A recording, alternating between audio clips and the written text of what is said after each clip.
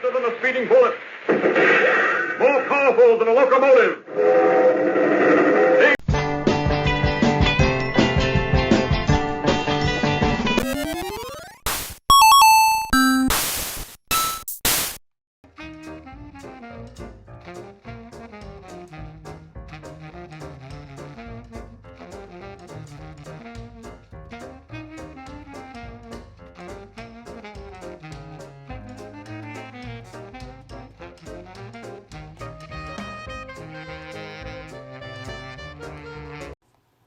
You've seen it everywhere, your entire life. You may not have even noticed. Maybe your mom has a piece or two that her mother gave to her, or your aunt collects it, or maybe if you behaved yourself, the sitter would give you a chocolate from a gorgeous blue-lidded candy dish. Vintage glassware is the most timeless decor I can think of.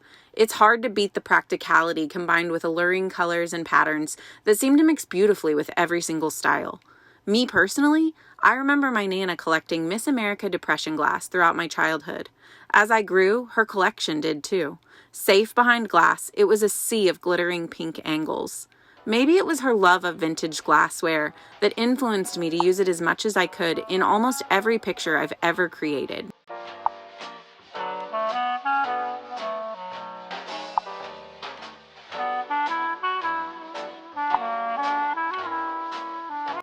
I started collecting it because I liked the color and the pattern. My mother had 3 pieces. I didn't inherit those, my younger sister did, but I loved the color and everything about Pink Miss America, so I started collecting it, and most of it I collected from flea markets or antique shops. Most people who collect vintage glass are probably doing it for the same reasons my Nana does. They just like it and think it's pretty. But there's also folks who dig way into the history of these pieces. In the summer of 2020, Polly Page joined my Facebook group. I'd post a picture and she could very impressively ID almost any glass piece I'd found. The manufacturer, the name of the pattern, sometimes even down to the production year and an approximate value. She was very literally more helpful to me than Google, as far as recognizing exactly what I had. When I learned she had an extensive collection of her own, I had to go and learn more. So I started collecting about 2 years ago, which is when we moved to Kansas and bought this house. So kind of the reason behind it, I mean, I've always been into antiques and old things and anything with a past. So when we came back from Alaska, we had lived in the Arctic and been like fairly transient for a number of years.